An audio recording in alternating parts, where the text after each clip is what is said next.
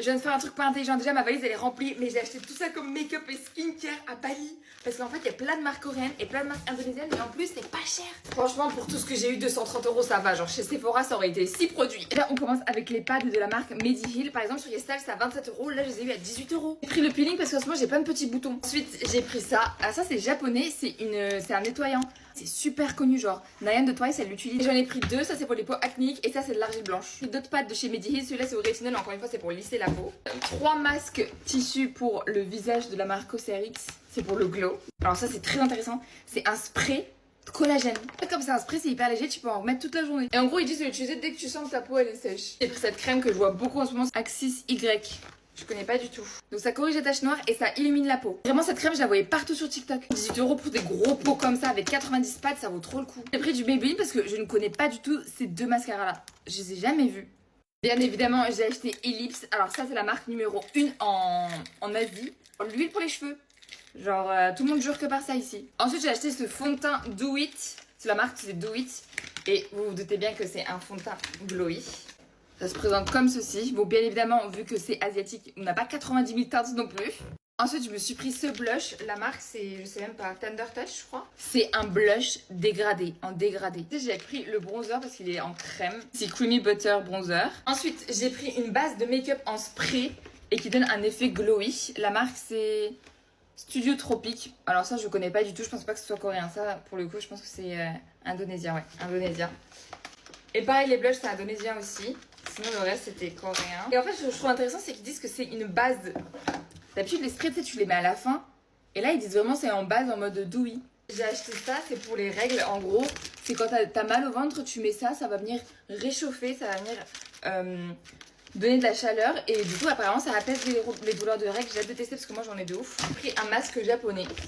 En fait, honnêtement, je sais pas ce que c'est. Hein. J'ai vu des concombres, j'ai vu japonais. Je me suis dit, ils sont forts en skincare, donc on va prendre. Et j'ai pris des masques de marque coréenne. Et en fait, j'ai pris plein de goûts différents, regardez. Donc j'ai pris ginseng, j'ai pris ori, j'ai pris miel au citron, une grenadine, concombre. Voilà, je me suis dit, ça m'intrigue. C'est genre 1,58 € le masque. Ensuite, je lui ai demandé sa meilleure crème pour les yeux. Elle m'a donné celle de Round Lab, donc c'est une marque coréenne très connue.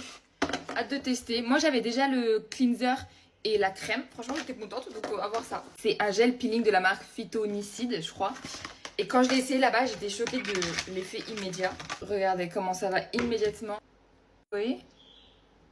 Ça pour nettoyer la peau c'est génial. Ensuite j'ai pris cette crème Acne Spot. C'est la marque, c'est de Originote. Je pense que c'est indonésien, ouais, parce que je connais pas du tout. C'est une mini crème comme ça. Quand j'ai mes règles, j'ai toujours plein de boutons, donc ça me sert de ouf. Alors ça m'a intriguée de ouf. C'est toujours la marque Axis. C'est un masque Pore Clarifying Wash Off. Vous voyez la texture? Masque au collagène de la marque Mediheal. Un autre masque, mais celui-là c'est à l'escargot. Voilà. Ensuite, j'ai envie de tester ce patch pour l'acné. C'est la marque Olika Olika, c'est une marque coréenne encore. Honnêtement, je pense pas qu'il y en a beaucoup dedans. On a cette marque I'm From. Et en fait, c'est un masque au riz peel-off.